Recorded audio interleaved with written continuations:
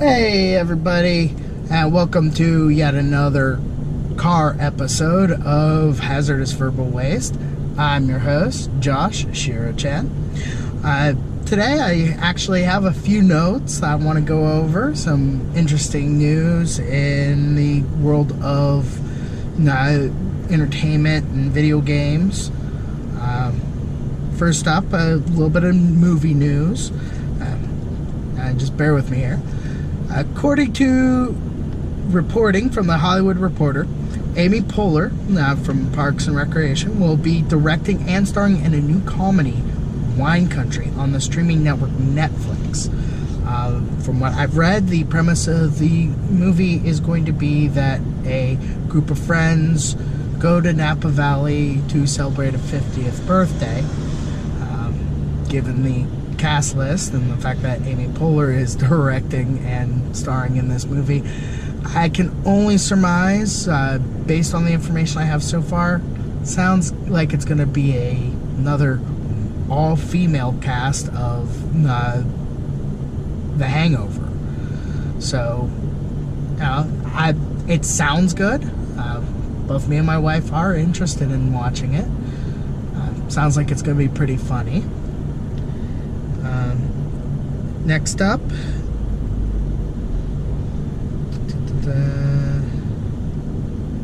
movie news source Wonderwall did a slideshow listicle that I recently looked at on the cast of the new stop animation movie Isle of Dogs. It's an interesting movie. I may do a special Patreon patron only thing, reviewing the movie after we go see it, which I'm hoping I can convince my wife to go see it tomorrow, but depends on how our finances are. In video game news, Fortnite streamer Tyler Ninja Blevins, according to CNBC, is perhaps one of the most prolific streamers on Amazon-owned Twitch, making roughly $500,000 a month just off of his Twitch streaming. Now, seriously, I would love to have those numbers. I mean, this guy's got millions of subscribers on Twitch, on Instagram, Twitter. I mean, the dude's huge. I mean, I'm sure he plays more than just Fortnite, but according to CNBC, that's the game that he is most known for playing. Let's see here. Next up, according to Chris Smith over at BGR, Nintendo is rumored to be coming out with a hardware update for the Nintendo Switch. They're talking about, rumors are that there's going to be more RAM in the console and a slightly faster processor. I own a Switch myself. I'm happy with what I have right now. I can only assume that perhaps Nintendo is trying to catch up with the other consoles as far as hardware power. Personally, I don't think they need that. They have their gimmick. That's what Nintendo's known for, is coming up with the latest and greatest tech gimmick for their console. With the GameCube, that was the fact that you could connect your Game Boy Advance to it and use your Game Boy Advance, specifically the ovoid-shaped one, as a controller for certain games. Even being able to play your games with the additional add-on.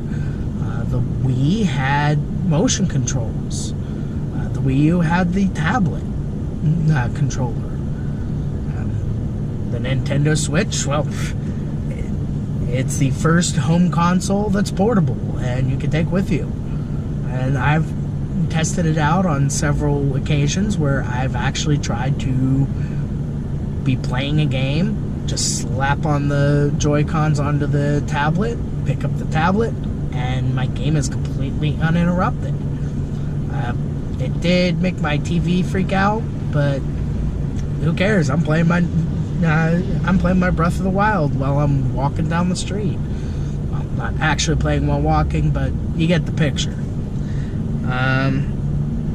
In Yu-Gi-Oh! News, according to several news sources, libraries across the nation are actually starting to offer free card game groups. The libraries mentioned in the articles that I read to include the Jackson County Public Library and the Cayuga County Library. Okay, and unfortunately my notes are a little messed up because I guess Word doesn't like weird city names. Also, some of you may know, the Yu-Gi-Oh! Pyramid of Light movie recently was re-released in theaters for a limited 2-day showing last week on the 11th and 12th. Unfortunately, I missed that because it slipped my mind.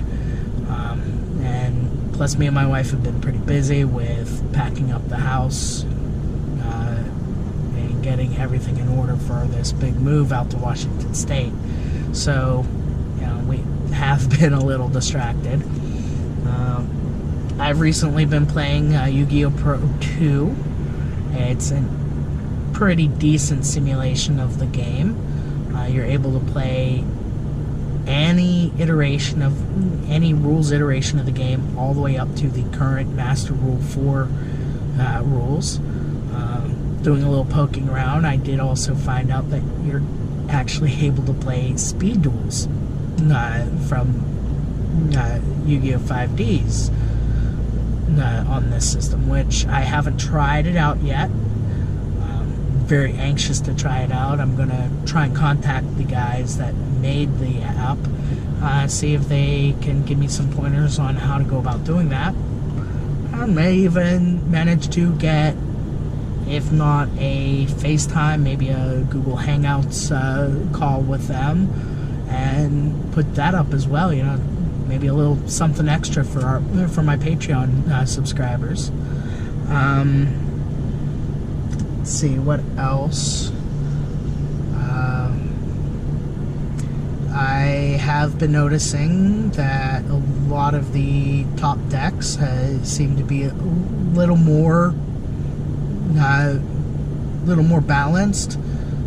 You don't see a top 8 at a regionals or a YCS that's dominated by just 1 or 2 deck types, which in my personal opinion is a detriment to the game. It really does stamp down creativity. Basically, if you're not running the winning deck, the most popular deck, you don't get into the top 8, and that's kind of unfair to those of us who have a significantly creative deck.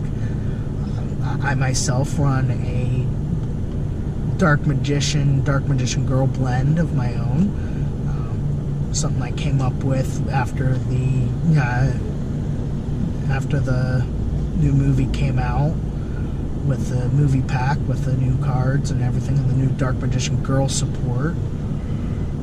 So I have noticed on store shelves that the mystery power box has been significantly shrunken down and no longer contains a random item placed in the box, such as a DVD or a pin or a super rare card. It seems that all they have in them are packs now, which the extra item was kind of the draw for me. I mean, possibly getting the chance to get a high-graded super rare card like a Cyberstein or something to that effect. I mean, honestly, I don't understand why they decided to get rid of the larger mystery power box in favor of this tiny thing. Really sucks for those of us who play the game and are looking to expand our collection of memorabilia. For those of us who collect, I mean, let me know what you think in the comments below on that. I also wanted to let everyone know that what I'm going to be doing on me and my wife's road trip out to Washington State is that we're going to be trying to make stops at locals along the way. And what I'm going to try and do at those locals is maybe get some footage talking with some of the local players, getting their thoughts on the current state of the game and the meta, and maybe talk with the store owners, get a little bit of a shout out from each store owner as we go, and see where things go from there. If possible, we're going to try and hit up at least one regionals or YCS along the way, if possible. It's a bit of a long shot. Most of the regionals are kind of winding down, as are the YCSs. Plus, you never really know where those YCSs are going to be until they announce them. And they're usually in such random places that it's going to be hard to match our road trip route with a YCS location where we're going to be in the same location at the same time as the YCS. I mean, it would be awesome to be able to take a couple of days and maybe play through a tourney, see how well I do.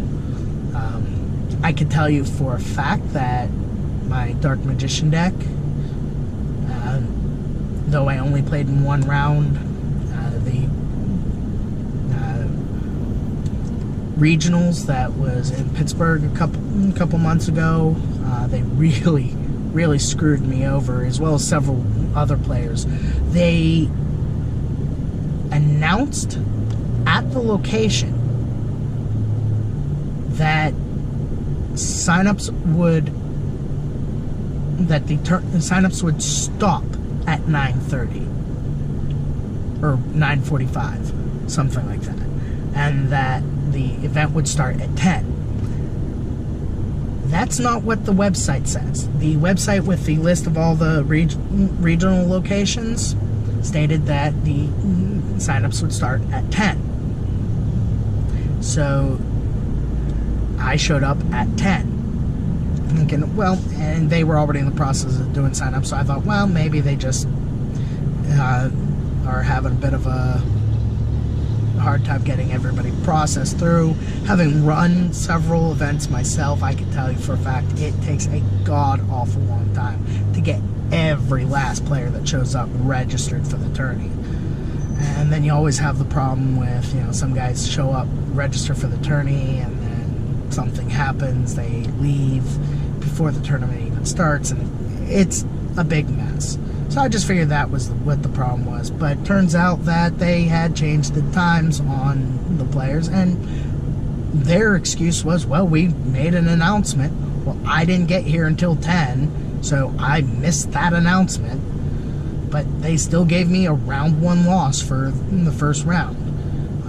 I lost the second round, though my Dark Magician deck did make a very good showing. I lost 2-1 against my opponent. And I was just frazzled from the just outrage that they would do something like that. I mean, it's not like it would have been that hard for them to include the players that signed up. Push back the start of the tournament until 10:30 or 11 to make sure that those last minute players get a chance to play the first round. It's not that hard. But obviously these guys are idiots and don't know what the hell they're doing. I can tell you for a fact that a lot of their judge staff was very inexperienced. Thankfully, I didn't have any issues that I had to interact with judge staff. I managed to make my money back in spades, really, thanks to some of the vendors that were there. such as the local game shop, Top Deck Cards and Games. Those guys are freaking awesome. They give you good prices on trade-ins, and they have great prices on singles and packs and tins. Just awesome people all around. And I'll make sure to add a link to their website and everything, so you can go check them out for those viewers who might be in the Pittsburgh area. Awesome shop. I was there when they first opened, and it's really, really grown since then. Trying to think of what else to talk about. Coming up on about 15 minutes here, or 16 minutes here, so I guess lastly, if you want to get a hold of me, share your thoughts, you can either leave them in the comments below, or you can email me at havardousverbal@gmail.com. I'll make sure to leave that link in the description below. Also, don't forget to check out my Patreon page. If you like the show, if you want to see some of that exclusive subscriber-only content, go to Patreon and subscribe. I've got the tiers set up now, so you should be able to get a better idea of what you get for your subscription price. I will also be updating you guys shortly on a more regular basis. I'm thinking maybe recording Wednesday or Thursday of every week, and the episode should be up by either Friday or Saturday, so check them out. I'm also thinking of possibly adding in some audio podcasting to the show. Let me know what you guys think about that, and if you would be interested in listening to a podcast version of this show. That's it for now. Again, this is Josh Shirachan. Peace out.